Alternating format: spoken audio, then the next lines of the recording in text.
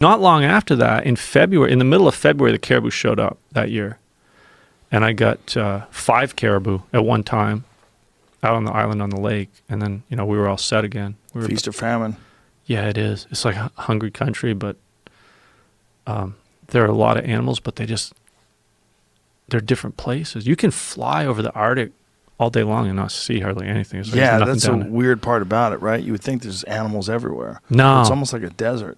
It is. It's like the Sahara Desert up there a lot of times, but there are a lot of animals concentrated. The caribou are concentrated. There's herds of 100,000 caribou. 100,000? Yeah. Really? At certain times of the year when they all congregate, wow, there can be 100,000. That's insane. Yeah. I didn't know it ever got that big. Some of the big Arctic herds, they don't all get in one place at one time, but they are recognized as a herd. They get into the hundreds of thousands. Mm. They're very cyclic. The population goes up and down, but they're in certain places, and if they're not where you are, you're in the Sahara Desert. Then when they show up, it's like the Serengeti Plain. All of a sudden there's caribou everywhere. You step outside, you hear the antlers all over the valley. If it's like in October when they're rutting, wow, you hear the wolves howling, ravens croaking. It's like, what the hell happened? I hadn't heard anything for the last 2 months, and all of a sudden, look at that! Oh my God! Yeah. We're looking at an enormous pack of caribou. What do they call them? They call them packs? Herd. Enormous herd of caribou. Look at all those. Yeah, it's in the summer. Now, in the summer, they're up on the north side usually. God, that's insane. It's so big. It's delicious meat, huh? I've sat there at the cabin looking out at the lake and caribou walking across the lake, moving all the time, and I estimated at one moment I could see 800 on the lake. Wow. Yeah. A lot of caribou. Like the way I hunt them sometimes is to run around out there on the lake with them. Really? Yeah. Like, can you pull up a picture on Facebook, or you can't do that? There's one of me running in a caribou herd. I'll look in your notes section. Why would it's right on the front page there where it's like the pictures that you can leave up all the time. What do they call them? Not in the notes section. No, it's right on the... I got You ran with them, and that's how you were hunting them? Echo chasing, they call it. I told you how I used to study a lot of anthropology. Mm-hmm. I used to listen to anything that I could hear about how people used to live in the old days, and especially the Inuit and people living up north. There was this anthropologist, Austin Balixi. He made some films back in the 1960s, the Net-Silik people, the Net-Silik Eskimo series it's called. It's fascinating. He went up Boothia Peninsula in northern Canada and filmed people that still knew how to do things in very primitive ways. And one thing I learned from those films was how they would hunt caribou. And the way these people would hunt caribou is there'd only be, a few hunters. They'd build the little stone, the nooksooks, they call them. It's like a scarecrow. Make a line going down toward the lake so it looks like people.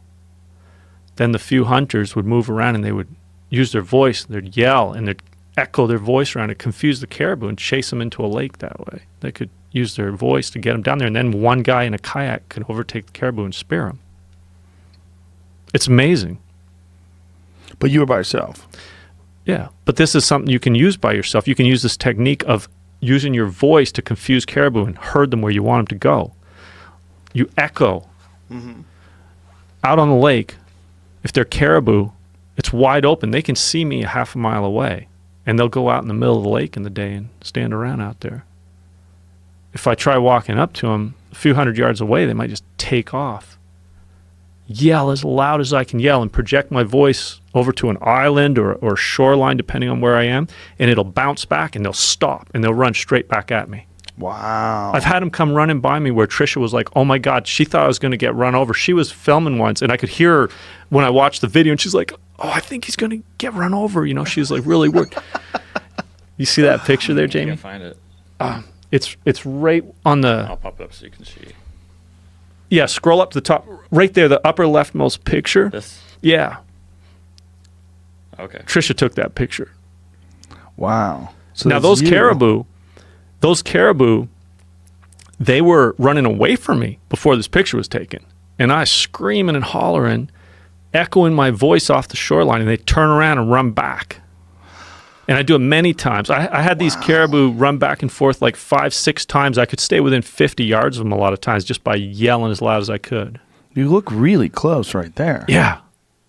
Well, Trisha thought I was going to get, trampled. And so this is how you hunted them? This By is a yelling technique to- I've used for hunting, but on this particular day, I was just demonstrating it.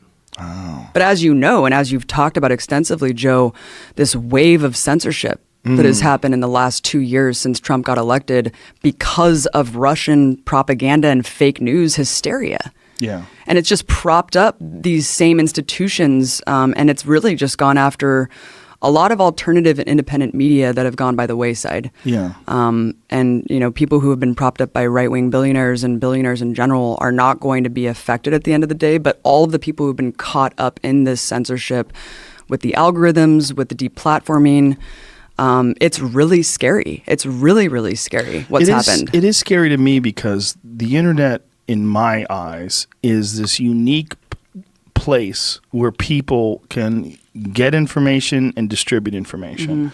And then on top of that, you have this almost parasitic entity that is allowing you to distribute information and gather information through it, but also controlling the flow of information and then controlling the flow in its own ideological bend, like to sort of match its own ideas of what should and shouldn't happen. And I think they feel justified by having a guy like Trump in office.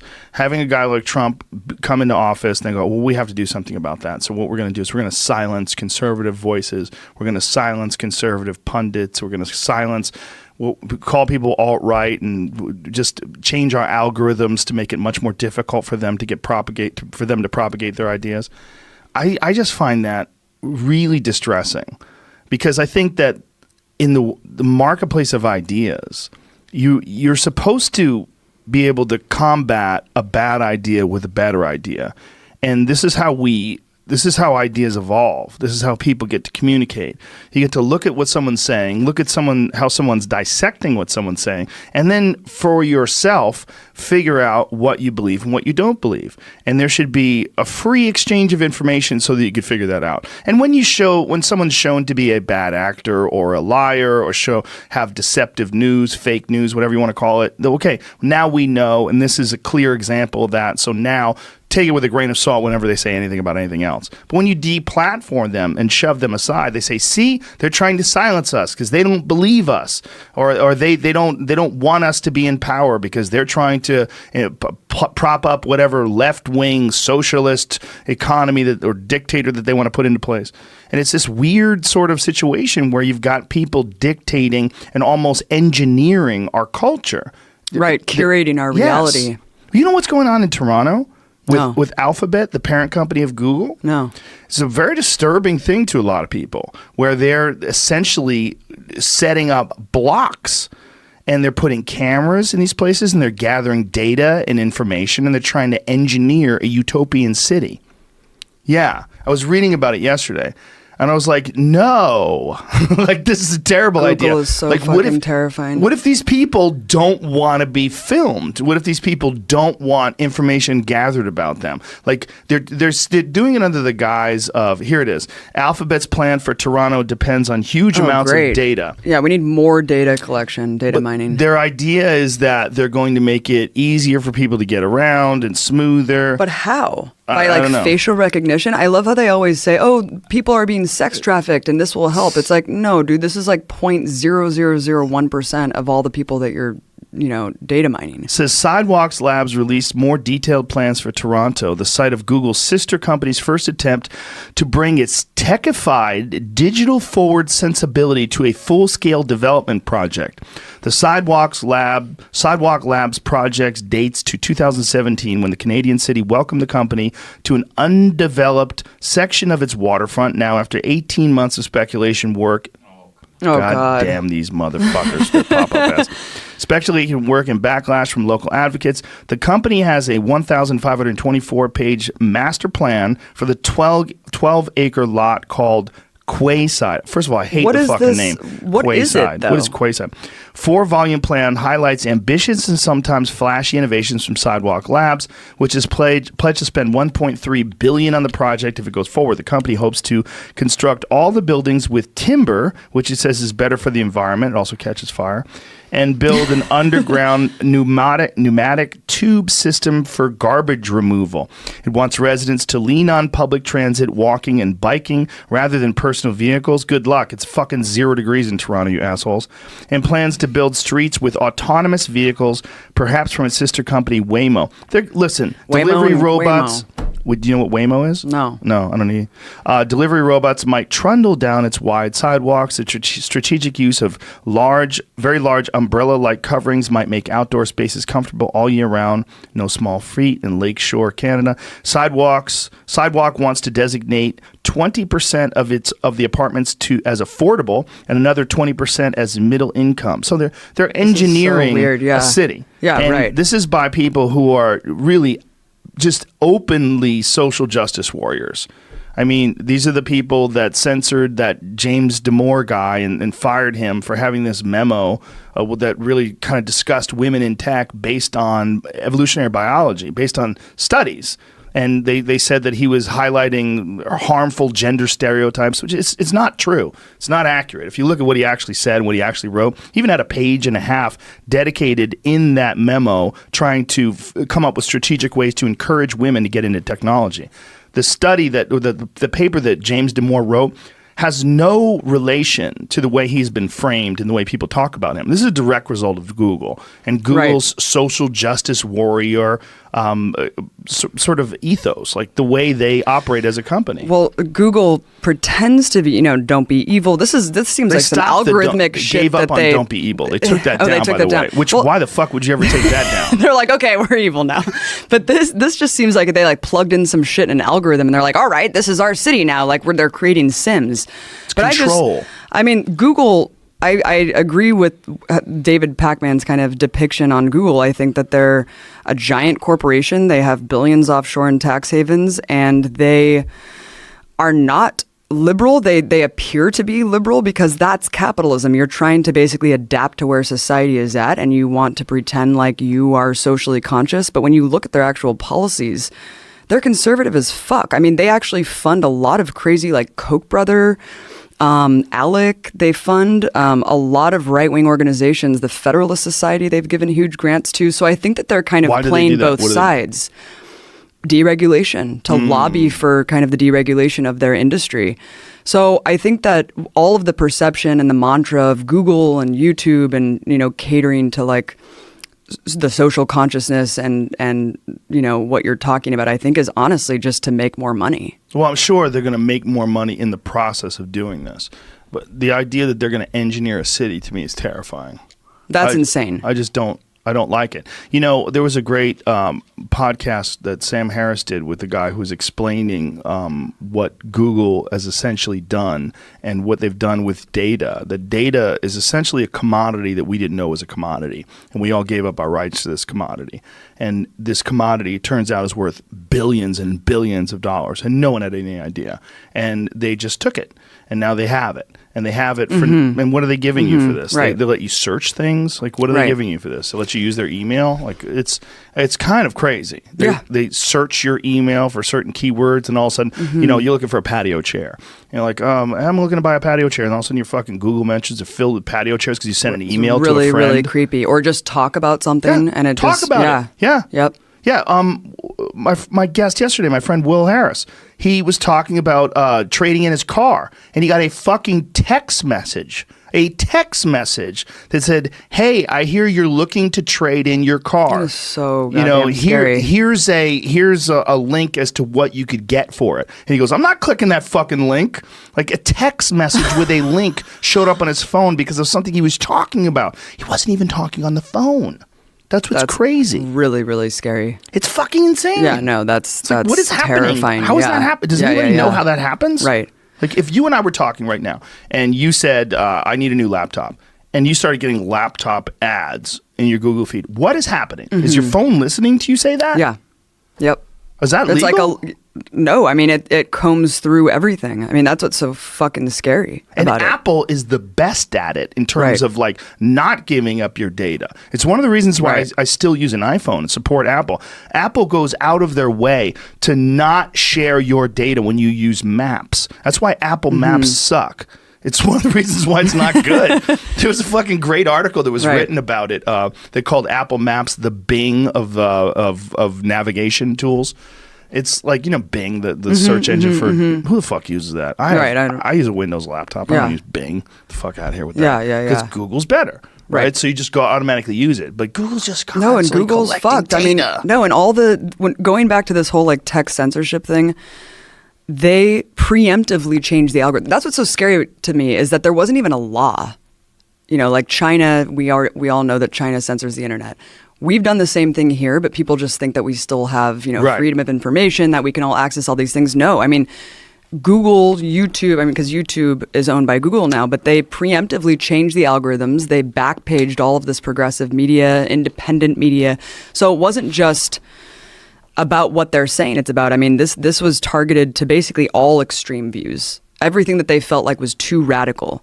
Going back to the DNI report, which is where this all started from, this kind of conclusive report that they said these 17 intelligence agencies, here's all the evidence of how Russia colluded and cost the election for Hillary. They cited my show on Breaking the Set. That you did it? Yeah, they said I was part of the conspiracy of Russian meddling. Did you Russian meddle? Abby Martin, are you a Russian meddler? I just did what Putin told me to do, man. I'm sorry. Someone's going to take that and use it as a snippet. But in the report, it said she fomented radical discontent.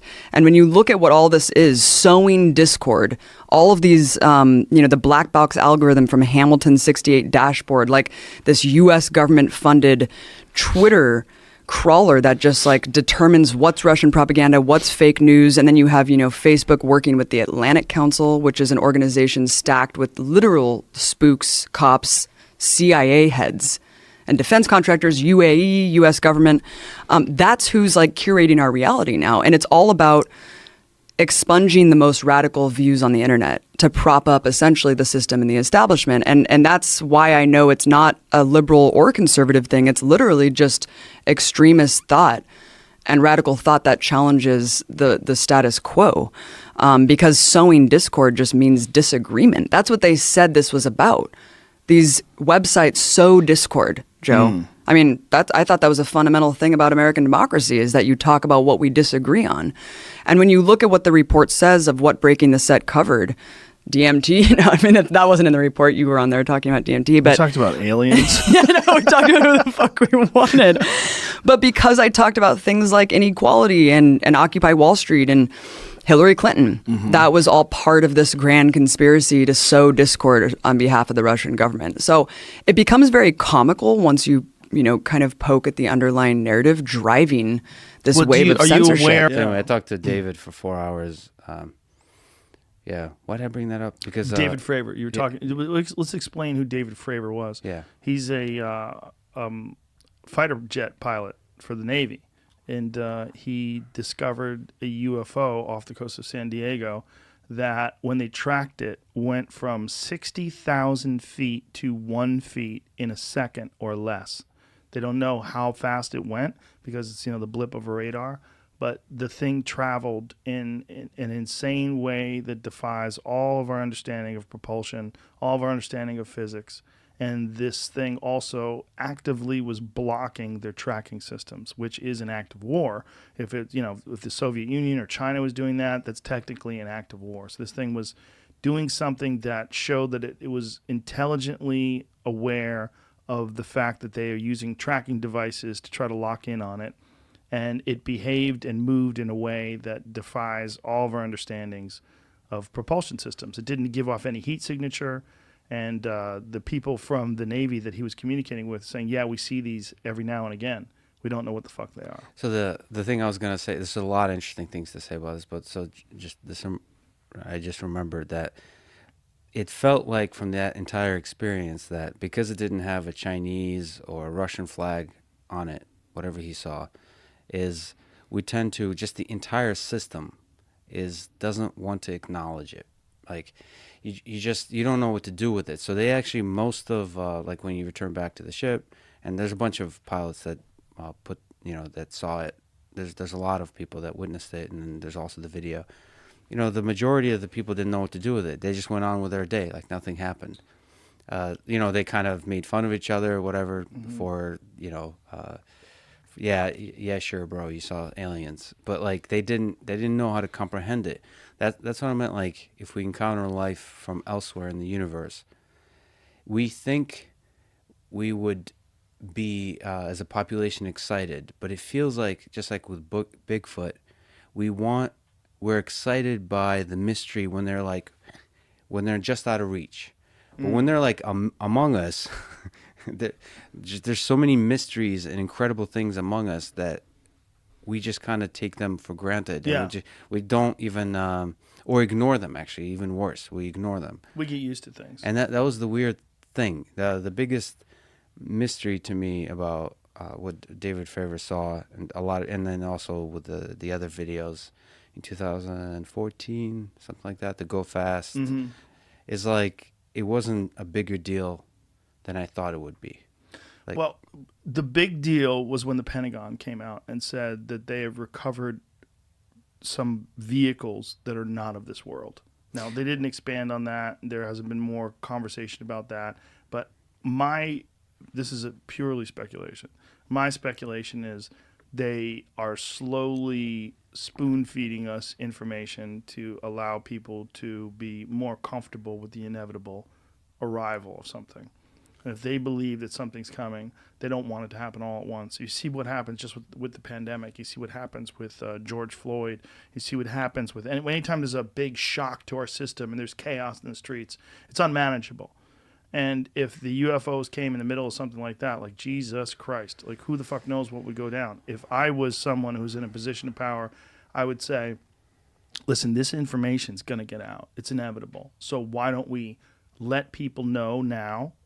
Just give them, just in words, say, we have recovered crafts that are not of this world. Say something crazy like that.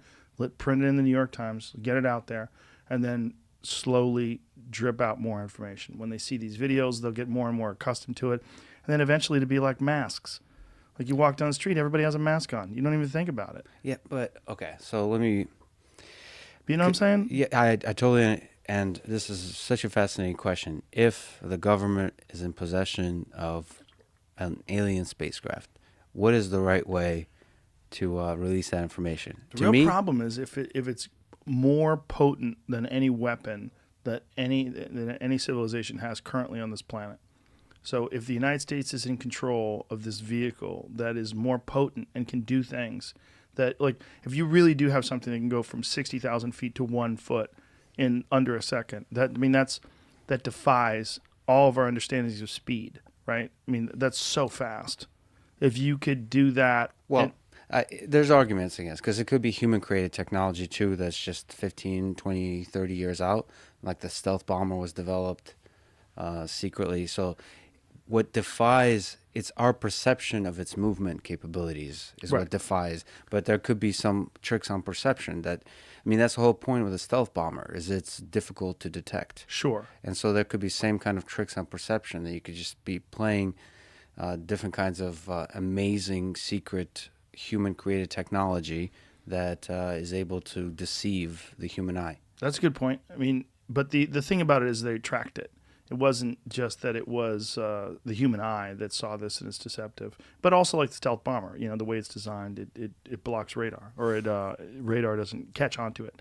I think it is possible that some human-created technology that's so far advanced from anything that we're currently that we currently understand, like in terms of like mainstream propulsion experts and fighter pilots like David Fravor and military people, it is possible that some civilization, one of the big civilizations on this planet, whether it's China or Russia, has come up with something that's above and beyond what everybody knows. But it's not likely. It's not likely that they've made that much of a leap. In your sense, on the other side, if it's alien technology, see, I'm more optimistic. To me, as a scientist and engineer, and actually David Fravor says this too. In this time of pandemic, in this time of like just hard negative news everywhere, there would be nothing more inspiring than the government in an inspiring like Neil deGrasse Tyson way coming out and saying we have not releasing the videos like they did, which is, I don't know if you know, but they just put videos on the website like there's nothing. It's just videos. It's just like with like some boring documents that describe like nothing. They're not inspiring. We're not talking about like Neil deGrasse Tyson or like Carl Sagan Cosmos style, like a beautiful, inspiring.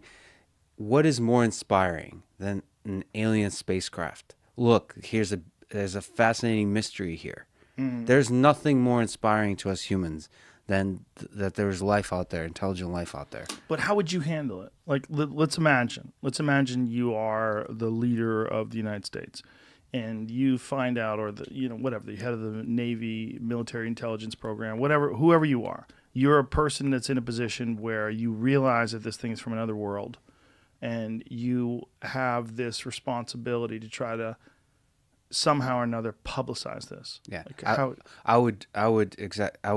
would approach it 100% from the perspective of science. Here's a mystery. So forget weapon. Like you mentioned, there's this inclination to think like, how can I figure out a way to use this as a weapon to destroy Russia or China, as opposed to seeing it like going to Mars, colonizing Mars, or going to the moon originally.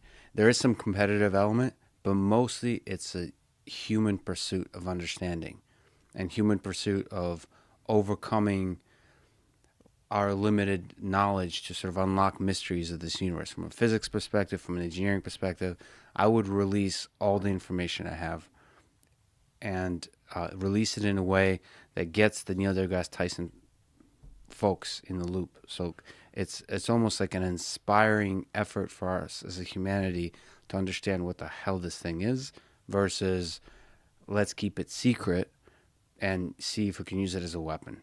Well, I appreciate that you think that way, because you're a scientist and you're thinking about it in a very positive way to try to expand our education and our understanding of this thing, and maybe we could use it for good.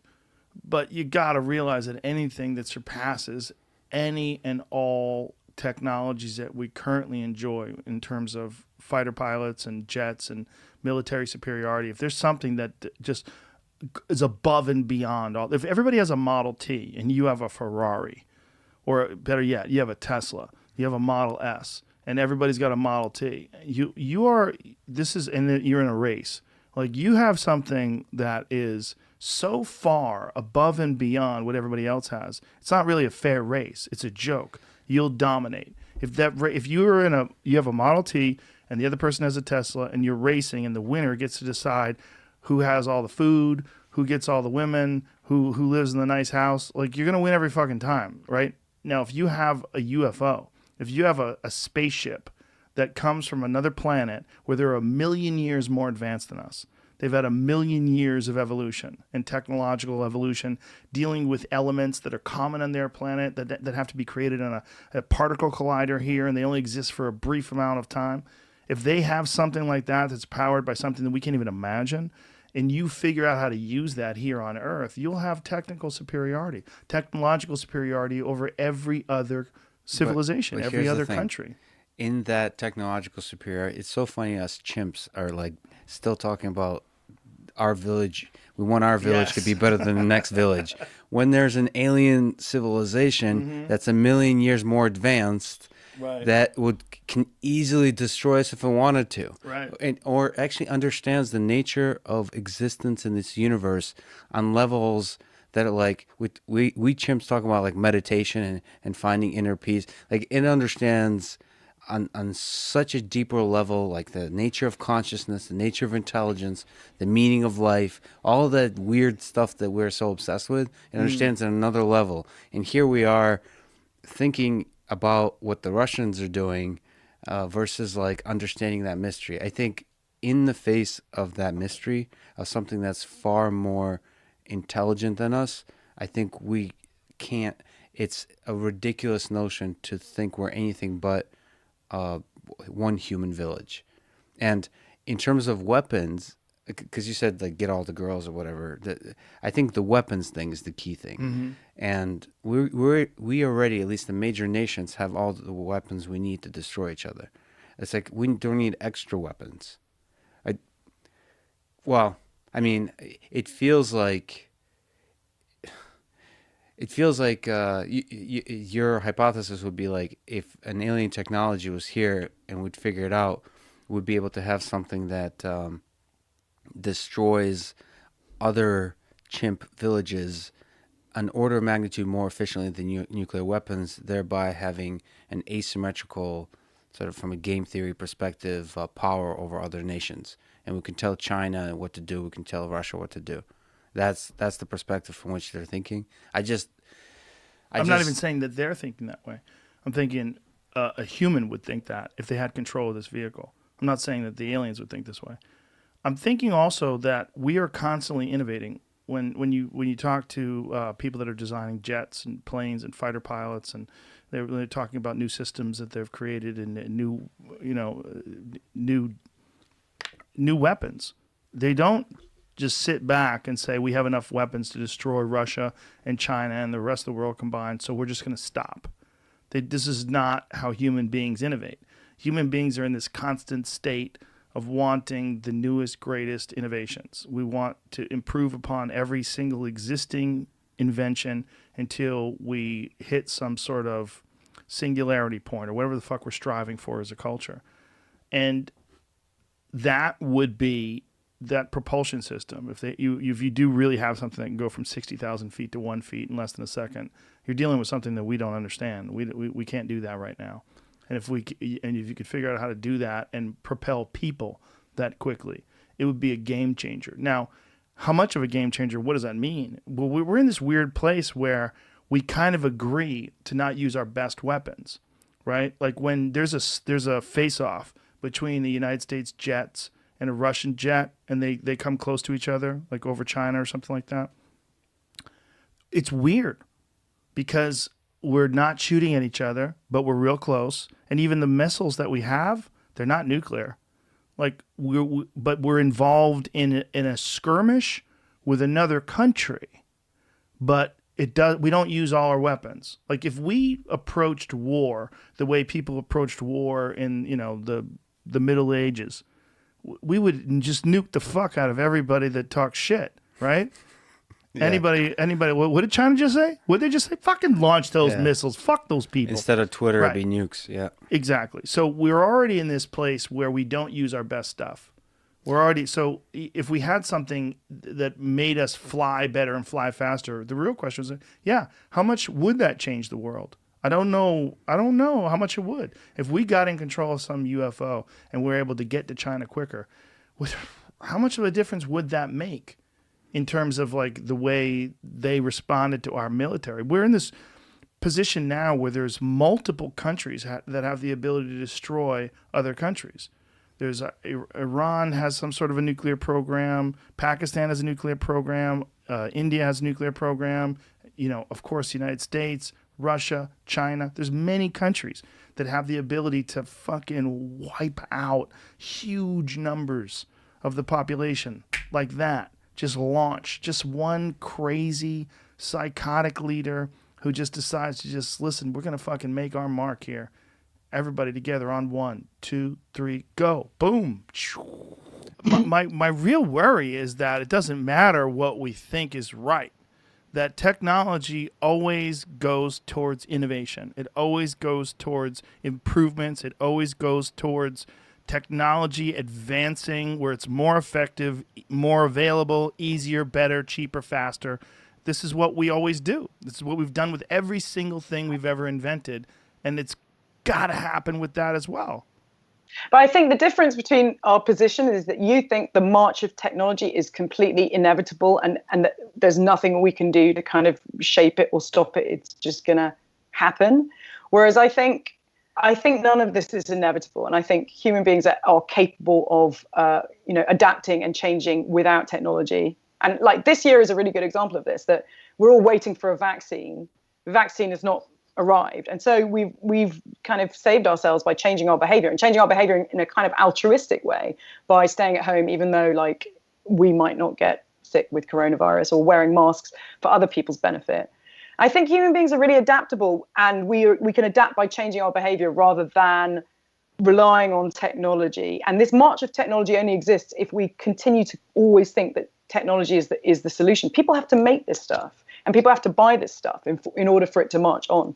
And we always have the power to say, you know what, I don't want it. I think reasonable people like yourself, yes, that's going to happen. But clearly you've seen videos of spring break in Fort Lauderdale where kids are making out half naked on the beach. Nobody gives a fuck about coronavirus. And then there's maps that show the spread of them leaving Florida and going all through the rest of the country. And then all these infections that show up there. Totally, but there's a critical mass of, there's enough people that are being reasonable that when those things happen, it's really shit and people get ill, but it's not the end of the world. That's the point. I think most people are reasonable and are able to behave in a kind of way where the good kind of wins out. I think I agree with you on a lot of these things. However, when I look at human beings, I try to look at human beings as if I was from another planet, if I was an alien, and I looked at them without any connection to the way they think or behave or their culture. And I said, well, what do these things do? Well, this is what they do. They make technology. All they do is make technology. They're obsessed with materialism, which plays into technology. It plays into this want and need for the bigger, better, faster, greater thing that comes around every year, and that's what fuels them to work every day. They go to work and they toil, and one of the things they reward themselves with is the newest, greatest thing. And this is the fuel for this technological growth, and this technological growth appears unstoppable because it seems like that's all the human animal does. If you looked at it from afar, objectively, all I'm seeing is a constant wave of technology. But I don't think that's true, because we don't just make technology. We also talk to each other and we communicate like you and I are now, and we have discussions, and we are capable of incredible change, and that we could live in a world where, it was okay to keep slaves and impregnate your wife every year and keep her in the kitchen. But through having these discussions, we can really, really change the way we live very drastically from one generation to the next. It's not just technology. It's also what defines a human being is that we use technology and that we're social animals. And those are two different things. And the idea that the technological advancement is always going to win out isn't necessarily one I buy. I'm not saying it's going to win out. I don't think it's going to win out. I think it's inevitable. And I think we're going to... But they're both inevitable. And as a society, we can make change just as much as we can make change by using technology. Yeah, that is the fascinating balance, right? I mean, most people today are aware that they're addicted to their cell phones, yet most people still use their cell phones. We're aware that it's harming us, but yet we still use them because we just, it's just a phone. No big deal. But it's a big deal. I know it's a big deal. I know I check my messages too much, but yet I still check my messages too much. And I'm aware of it, and I've read a lot of books about it. But I think if you thought it was harming you enough, if you thought it was destroying your brain cells, you wouldn't. Right. The point is, it's about how you weigh up harm, and you think, I should probably be doing other things, or I shouldn't be constantly checking the Twitter feed of that person I hate. That's bad for my soul, but you still do it because it's bad for your soul, but only a little bit. And if it was really, really corrosive and bad, then you would stop. I mean. Yeah, maybe if you're a healthy person, or maybe you're one of those people that likes to pick scabs, and you just keep scratching. That's possible too. Yeah. I'm worried for people. I really genuinely am, and this is as a person who enjoys people. I don't know how much time we have left as in this form. Like when I look at the archetypal alien, when you see those little gray men with the big heads. I'm worried that what that is like we instinctively know that that's our future, that we're going to be these genderless weird things that reproduce through some sort of some sort of technology instead of these bizarre, imperfect biological creatures with emotions that you and I both enjoy so much because of all the weirdness. I mean, my whole business, everything I do is about the weirdness of people, whether it's stand-up comedy, whether it's podcasts, or even fighting. When I do commentary on fighting, that's all the weirdness and imperfect nature of the human animal. And I think it's awesome. I mean, I love people. Don't get me wrong. I'm not rooting for technology to do this. But I see the writing on the wall, and it's not pretty. Well, the thing is, it's all about the richness of the human experience, what makes it interesting to be human, which isn't just the basic functions of our life or basic logic. You know, the fact that we have art galleries everywhere and music, you know, Yes. music, which is completely illogical. Yes. It's because there's more to being human than those basic functions. I mean, when you talk about, you know, sexless aliens reproducing without sex, like that kind of stuff is going to happen quite soon. And Yes. you know, I looked into quite a lot of this, that we can make like gametes, we can make cells. They can do this in mice. You can make sperm and eggs out of cheek cells. So you could make an egg out of your cheek cell and sperm. There'll be a future where people can make sperm and egg, whichever one they need for whichever relationship they're in, and that you can grow a baby outside the human body. And we will become less and less gendered. That is going to happen. Yeah. You know, the end of sex for reproduction is quite possible, that we will just have sex for fun and then we'll do babies in this kind of very controlled way.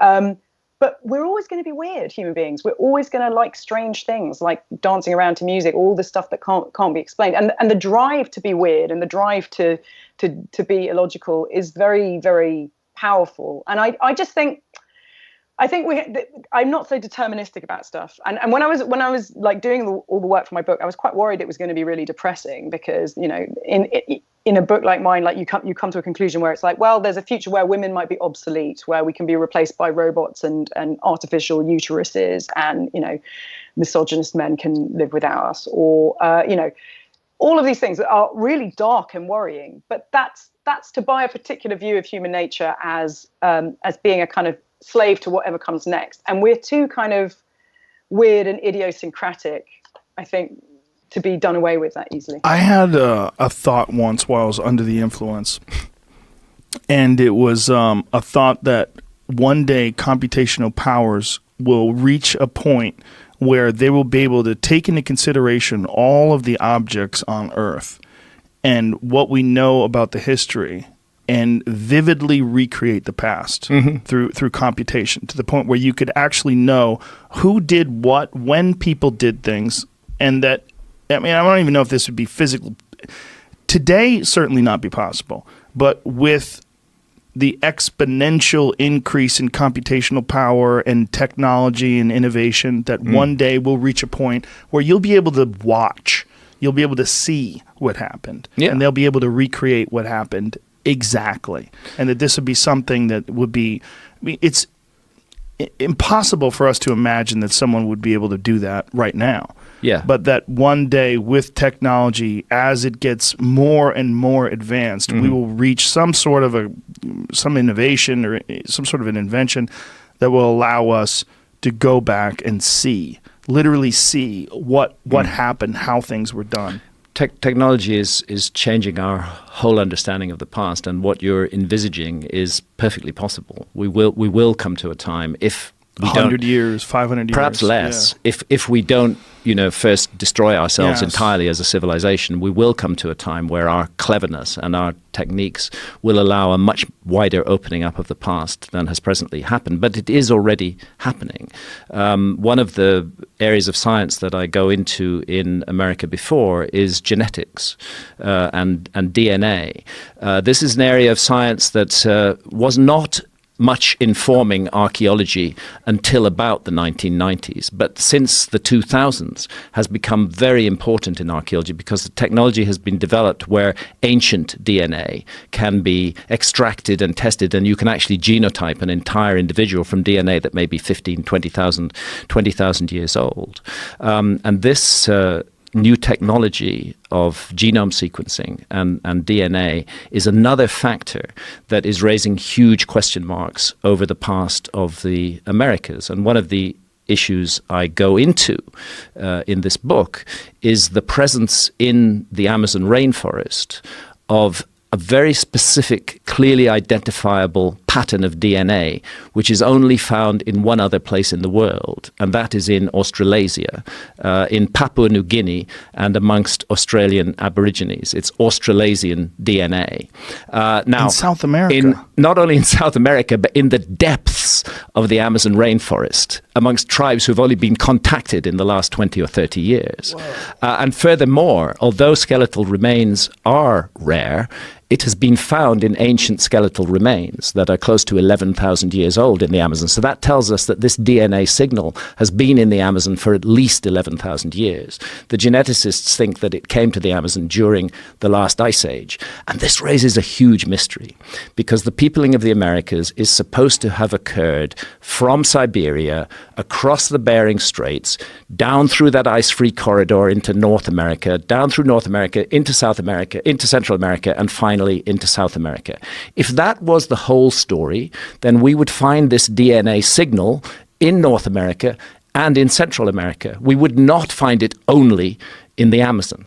When I talked to some of the leading geneticists about this, but specifically Professor Eske Willerslev at the University of Copenhagen, who's been the lead author in a number of major studies of ancient DNA. And I asked him, what do you make of this Australasian DNA in the Amazon? And he said, honestly, we don't have a proper explanation for it at the moment. But what he did say is that the most parsimonious explanation, he used that specific word, the most parsimonious explanation is that a group of people during the Ice Age crossed the Pacific Ocean and settled up and ended up in South America and settled in the Amazon and brought their DNA with them. That would account perfectly for the DNA data. And when a scientist says the most parsimonious explanation, what that scientist is saying is he likes that explanation, that it's a simple, direct, clear explanation of the DNA mystery. But then he added, however, it doesn't make practical sense. And I asked him, well, why doesn't it make practical sense? And he said, because the archaeologists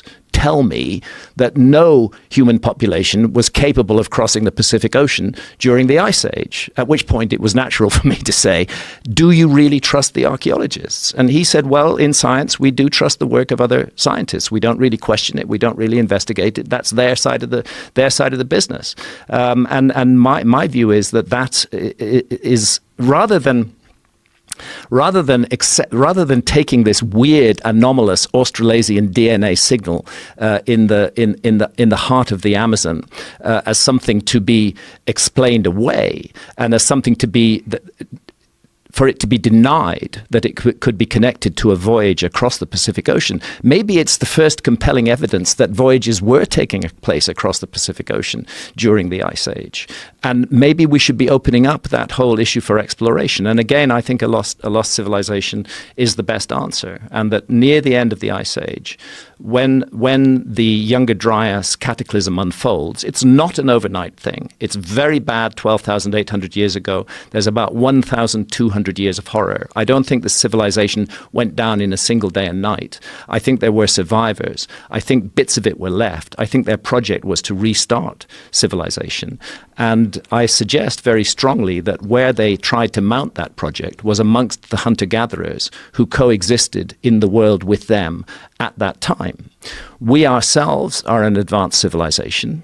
At least that's what we call ourselves. And we coexist in the world with hunter-gatherers. It's not an odd idea that an advanced civilization and hunter-gatherers should coexist. And there is separation between us and the Amazonian hunter-gatherers. There are tribes in the Amazon that are uncontacted and that we don't know even exist.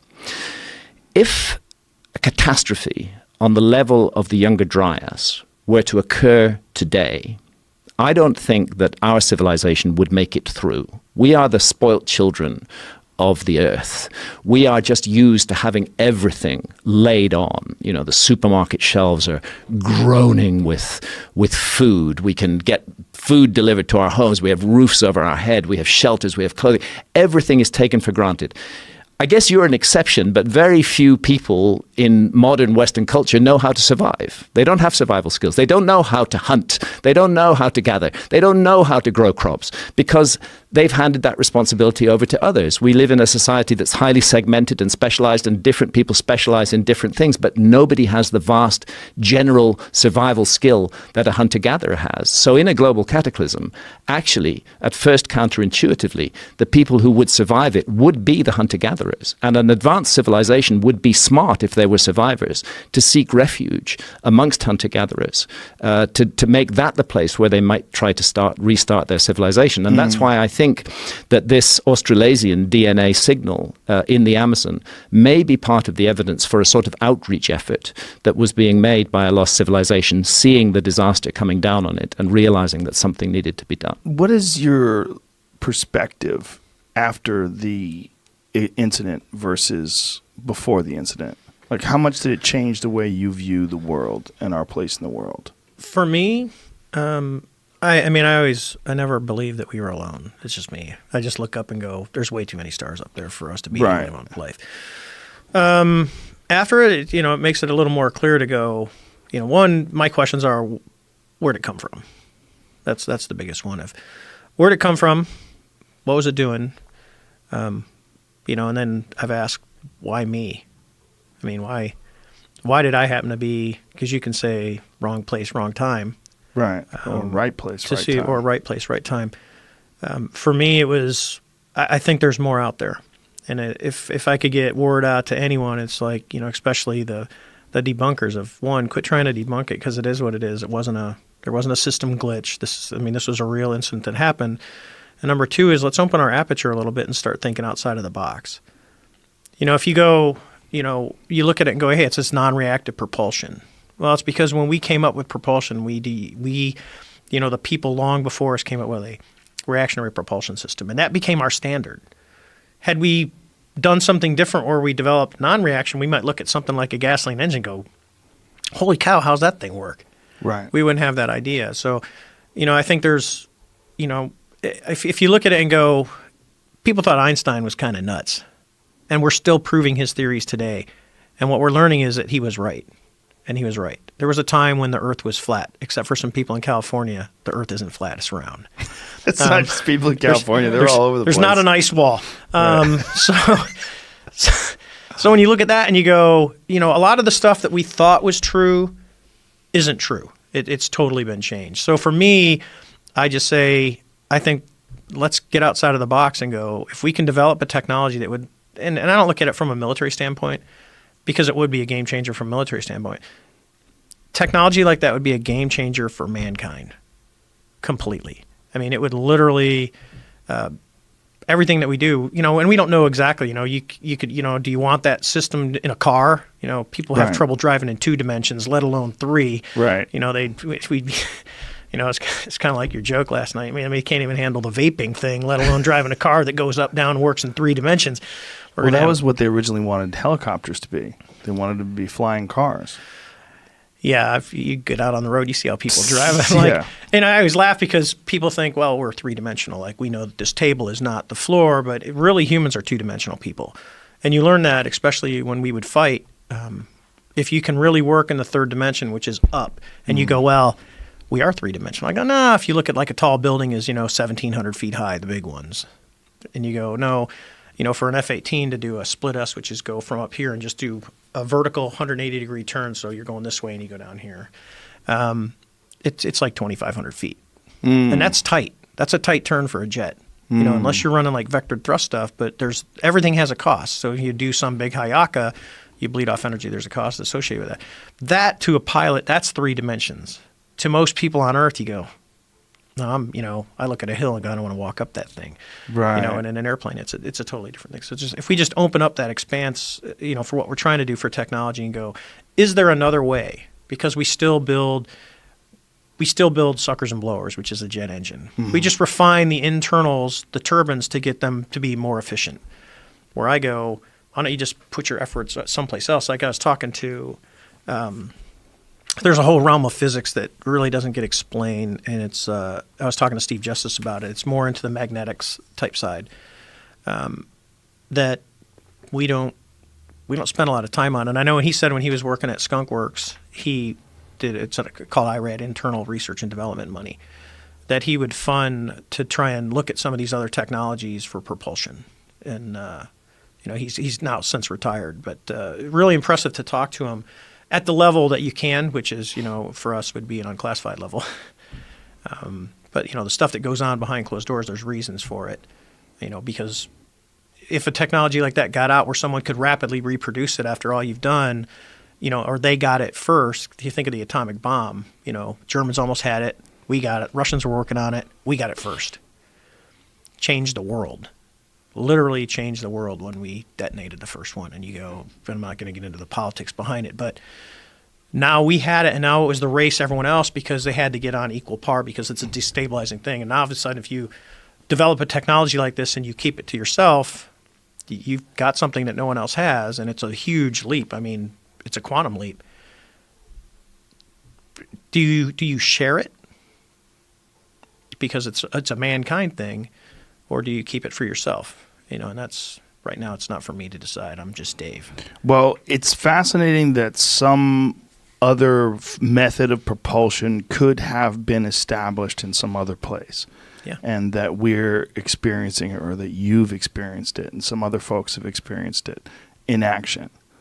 And I just think for us as people, as human beings in 2019, it's really easy to think that what we have now is so amazing, and that what we have now is the pinnacle of discovery, and that what we have now is, with our electricity and with our LED screens, and that we are experiencing like the height of technology. When if you're some creature from some other planet that is got easy access to element 115 and some gravity propulsion system, you're looking at us like we're digging holes in the side of a mountain to protect ourselves from the rain. We're cave people. Yes. Yeah. We do that here on Earth. Yeah. I mean, you look at like a first world, like the United States, Sure. or the developed nations, and then you go to some of these other and go, people are still getting their water out of a hole in the ground with a bucket. Right, or people in the rainforest that are living these indigenous lifestyles. Yeah. So, take them something. I mean, take them one of these flat screens down to one of these tribes that no one's ever seen, and go, hey, look. Yeah. And start showing them pictures of themselves that you're shooting real time, or video that's feeding directly Right. into it. They'll freak out. They'll think it's like, magic. Would you capture my soul? Right. So it's where are we at, and what are we going to do, and what can we do? Did it change the way you look at life? I mean, even though you knew that, or you had this feeling that we were not alone just from looking at the stars, but when you actually see the thing, like I would imagine that has got to really shift your perspective. I don't know if it shifted my perspective, but it was more of it's a validation. A confirmation. To go, yeah, I've always like, yeah, oh God, there's a lot of stars. And then you see something like this and go, well, maybe we're not. Because that pushes you to the next point to go, if one lands in my front yard, then I'll be 100% sure that we are not alone because it's sitting in my front yard. But, I mean, I got within a half mile of this thing, which is, people go, well, a half mile is pretty far away. Again, not when you're flying an airplane. Half mile is like really tight. When they bring you in to have these conversations with high-level government officials, how long are these conversations?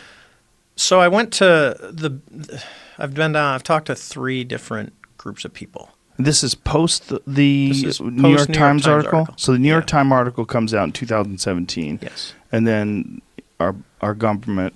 The other pilot that was involved had been to D.C. multiple times. This is how I got in touch with Lou.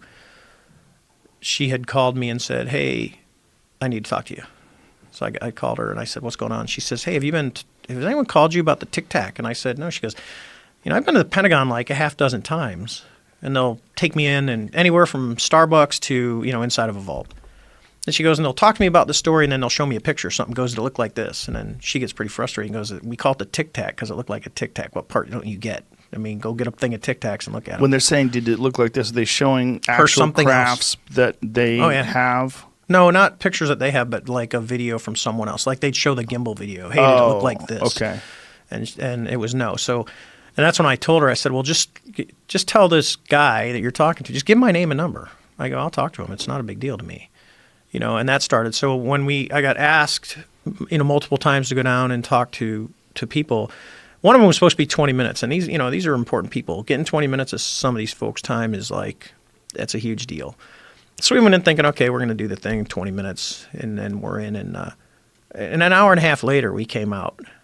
I mean, that's the interest of, and there were some, you get the group, the folks that come in and out, but there's a few that just sat there and were enamored by what we were saying, like, you're joking. We're like, no, this is all real.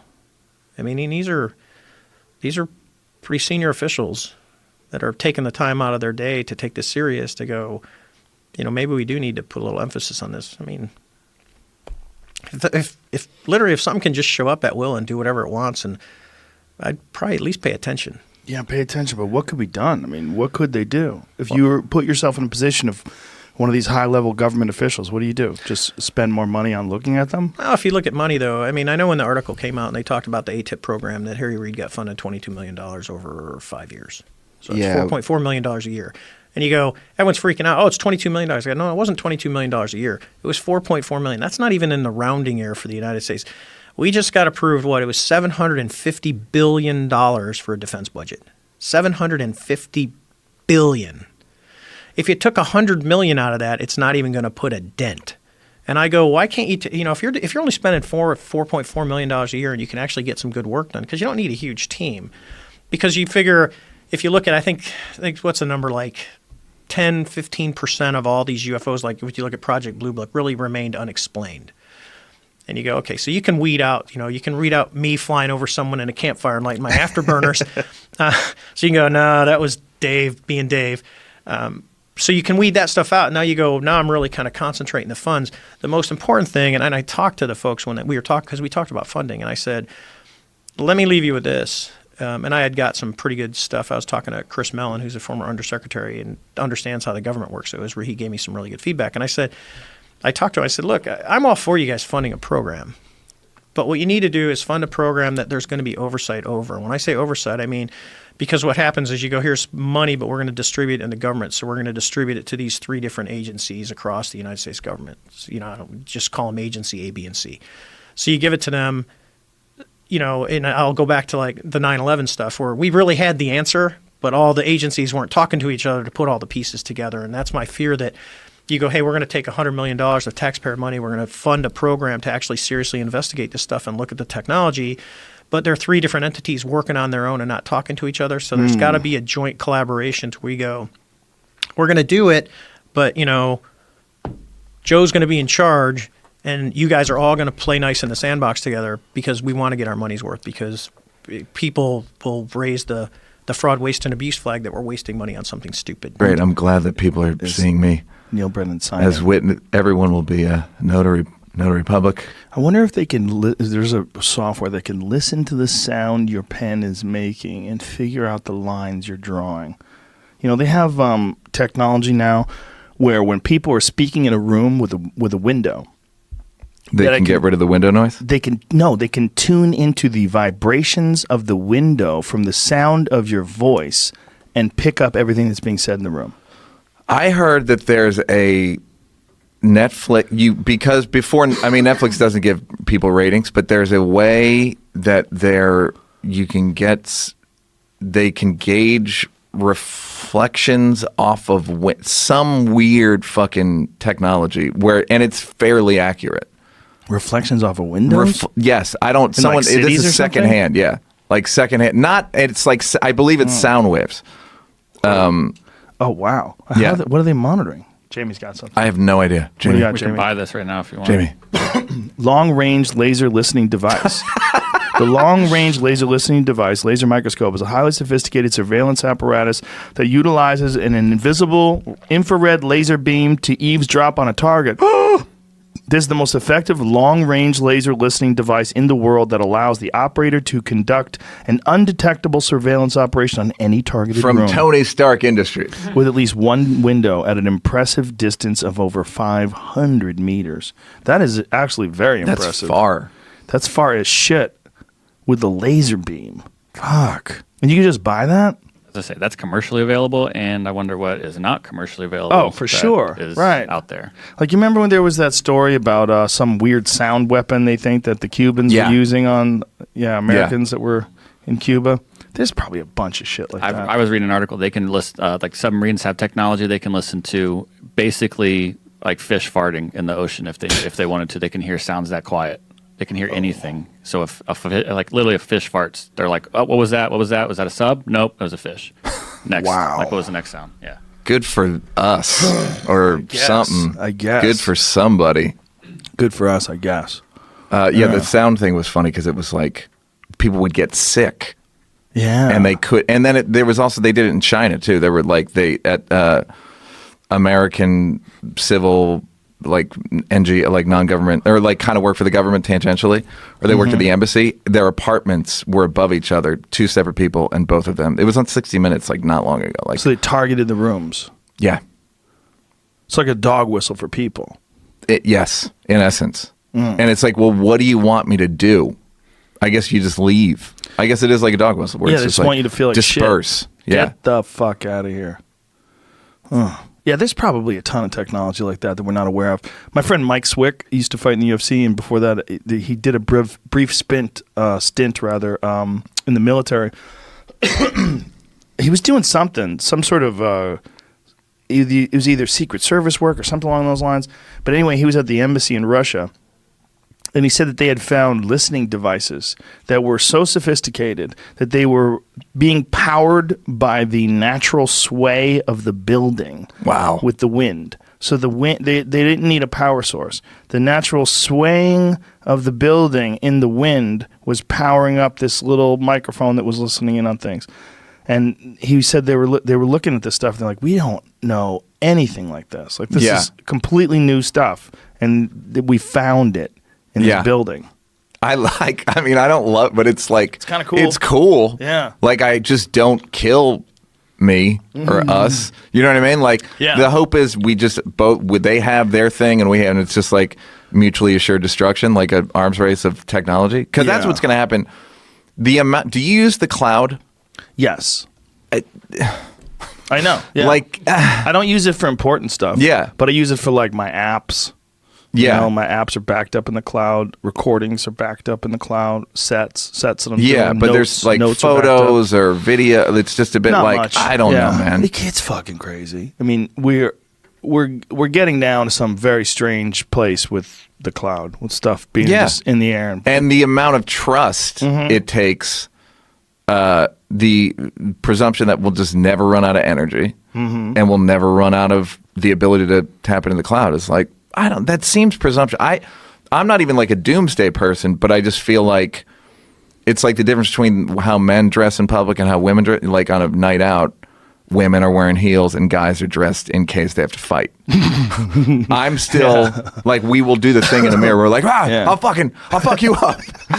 And like, that's how I feel with technology, where I'm like, what, do I have a backup plan for this? Even people with like Wi-Fi door locks, I'm like, I don't know, man. I don't know, man. I don't know. Not good. If the Wi-Fi goes out, what are you gonna do? Yeah, like, please be careful. I don't know what the negative scenario is, but even my garage at my place, and I live in like a townhouse thing, and there was a power outage, the gate won't open, and like, there's no release. There was a release that somebody, a better person than I, figured out. You know what I mean? Like, I was just like, no, I can't come. I was like, hello, Uber. I didn't have a fucking plan, but someone figured out, like, you open a hatch and then there's a chain and you got to pull the chain, and it was like, okay, but it wasn't easy, right?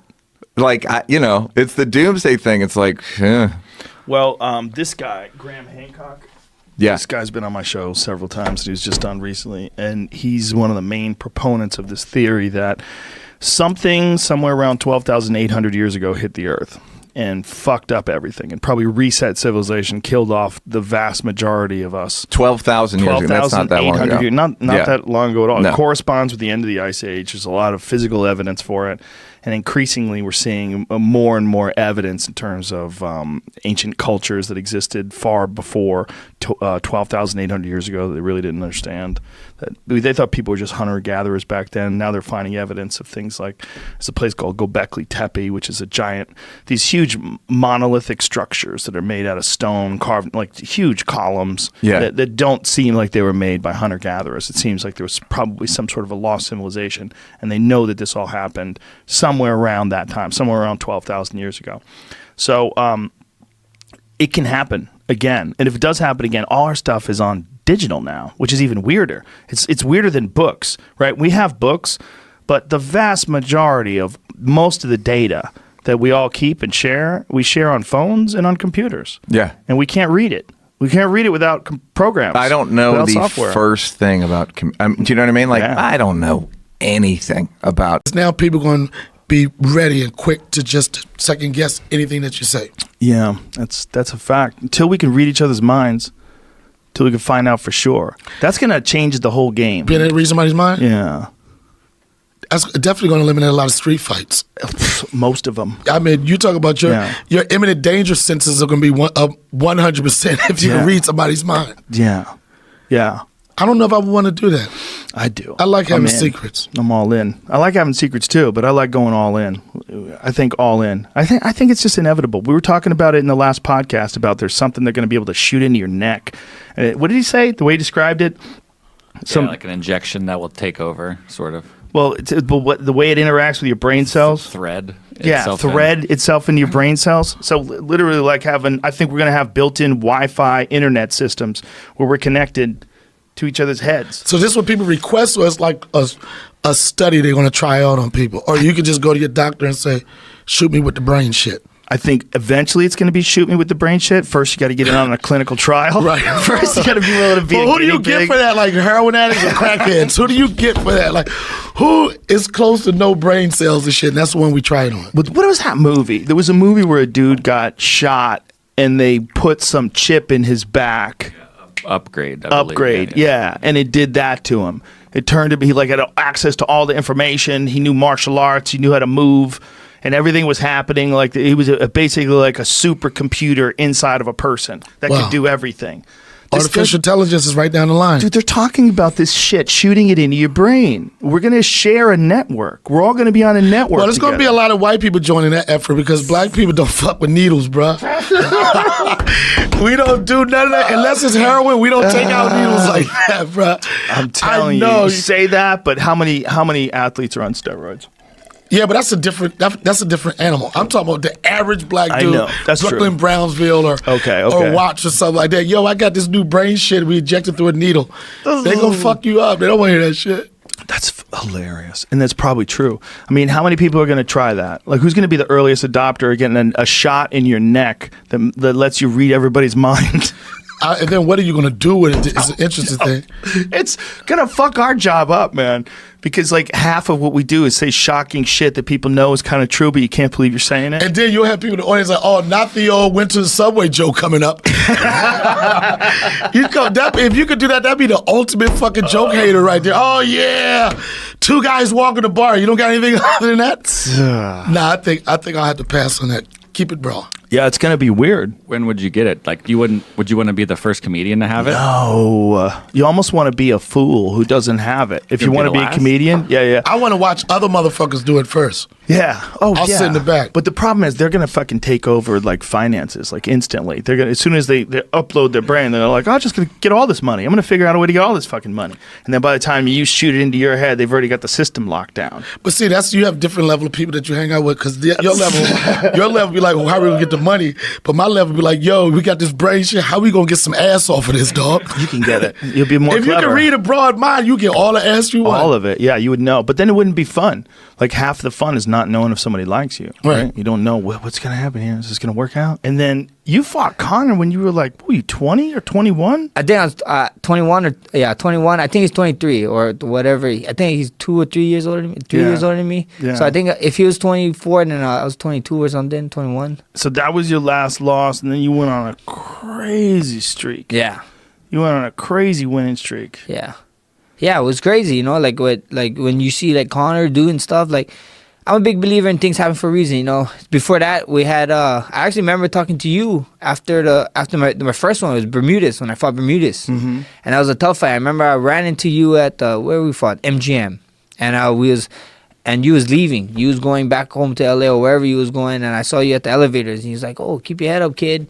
So I thought you did enough, and I was like, "Yeah, it is what it is." He's like, "Yeah, you be back though for sure." And then after that, we fought Connor, and then those two fights really meant a lot at that time in my career because it just made me like realize like how much I really gotta buckle down. I really had to do something. I really had to find something. I didn't have a striking coach. Really? Yeah, like I had my first coach that I started with, like when I got into the UFC, was no longer, and I'm with I ended up doing jiu-jitsu with Rylan Lazares, the coach I'm with now. He's been ever since UFC, a little bit before my UFC fights too, and then I never had a striking coach for Dustin. Then we went on 4, and then we went on 2. So whatever the 1, 5, 6, 7. My first 7 fights in the UFC. So what did you do for striking? You really want to know what I did? Yeah. The UFC game, I would use Henan Barral and Jose Aldo, and I would do stuff with them. I'd be like, oh yeah, this works in the game. So my friend at the time, Dustin Kimura, he would kind of hold mids for me, and I would be like, look, I tried this in the game and it was working. Let's try it. And we did it. I figured it out from freaking UFC, the regular UFC game, the first ever UFC game. What? Yeah, with Hidden Brawl. You would watch the video game. I would play the video game and be like, oh, look at this. I would try combination. I'd be like, oh yeah, this kind of works, so let's try it. Why not? It got me that far. That is so ridiculous. Wow. So then you realized you had to do something different after the Bermudez loss? Not the Bermudez loss. Like the Bermudez loss, we was trying to find a striking coach and this and that, and then the Connor loss, we was like, yeah, we gotta get this shit going. You know, my coach did, Rylan. Rylan was like, man, I'm gonna pull somebody in, and then he bring in the guy that I work with now, Ivan Flores, my striking coach, and he lives on the island as well. Yeah, he lives on the island. We all in one gym now. We're all together. Oh, that's great. Yeah, so it's like super easy now. What made a giant difference, obviously. Humongous difference. You saw it, yeah, like big difference. What does your brother say now? Yeah. Oh, that ha ha ha ha! What does he say now? You're the greatest featherweight of all time. Yeah. What does he say now? Nothing. You know, I just he can't say shit. Yeah, let go. Yeah. Do you ever say, "Hey, man, you remember?" Yeah, I always, all the time. Yeah, I'm not gonna let you forget that. Come on, I'm not gonna let you forget that. It's kind of hilarious, right? It's Think funny. about your younger brother telling you he's gonna be a UFC fighter. Yeah, and he turns out to be one of the all-time greats, and you're mocking him. You're like, yeah, you're gonna be a fighter, bro. Yeah, he's good like, luck. Yeah, he said this is exactly what he said. He said, yeah, good luck with that. He's like, you should start looking into colleges or some type of state job. And I was like, nah, you just watch. You just wait. Wow. Talk about, like, calling it. But that's one of those things, like, someone tells it to you. Like, I'm going to be a UFC champion. Like, what are the odds? Yeah, one of my friends, like Michael Nakagawa, like, he used to train with Alpha Male because he went to UC Davis. Like, he got picked up from Uriah Faber because of UC Davis and stuff, and that's why he got. Is he a wrestler? Yeah, he's a wrestler. Yeah, a big time wrestler. And then I remember the first time wrestling, going with him, and I was in the UFC already, and I was in the UFC already, and Chad was one of the top guys, you know, and Aldo, and then I remember my friend told me, Dustin Kimura, like, oh yeah, he trained with Alpha Male then, blah blah. I walk up straight to him, I shake his hand, I told him, you know, I whooped Chad Mendes' ass, right?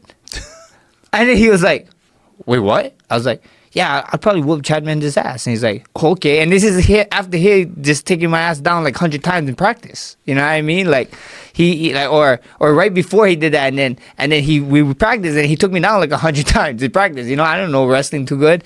And then I still told him like, I still whoop Chad Mendes' ass. I'm gonna beat him. Like this is how life goes. You know, I was like, I'm probably gonna. I told him I'm gonna beat Jose Aldo. I'm gonna be the champ. I was like, these guys they're not gonna touch me. And then you can ask him about the story, and he always told me, like, when it actually happened, he finally told me, he's like, yeah, Max, I was never gonna tell you, but I thought you was fucking insane when he was talking like that. I was like, no, it's just a different confidence. You just gotta put it out in the world. You know, if you think you're gonna do something, go do it and go work hard. I wasn't scared of hard work. You've always had this attitude, though. Do you know where you got it from? I don't, like, my grandpa, you know, I guess it has to be from my grandpa. You know, my grandpa, he'd probably be mad. You know, he passed away when I was 8th grade. But he'd probably be mad that I'm a fighter because he didn't want us. He's an electrician, so he just wanted us to get a good job, a great job, family, a house, and all that stuff. But it's just him, hard work, you know. Like, I remember coming home from practices or school. Before you go out, we had to do all the chores, whatever. Every Saturday, Sunday, we wake up at 6 o'clock. He had breakfast made for us, and we'd go out, clean the yard before we could go do anything else. And he just had structure, you know, and hard work. And he's like, if you want to, we had to pull weeds. And he was just one of those guys that would find work out of nothing. Like, we'd be doing one thing, we'd be done, and it'd be done ahead of schedule. He's like, okay, perfect. I need you guys to do this. It's like, no, this is not it. You know, we couldn't say nothing, but we get our ass beat if we did. But yeah, I think it was just my grandpa, you know, like, and it was just like sacrifices. Like in high school, what I did when I was playing baseball and stuff, like I gave up all my my recesses, my recess and my lunches, or my lunch. We had 30-minute lunch and 15-minute recess, like, to do my homework, because all I wanted to do was be an MLB player. So when I went out to practice right after baseball, right after school is finished, I remember just going on the field and not thinking about going home, I got to do homework or I got to do a project. A lot of teachers would help me out in school and that stuff and this and that. That's how I got cum laude. Like, I'm not the smartest kid.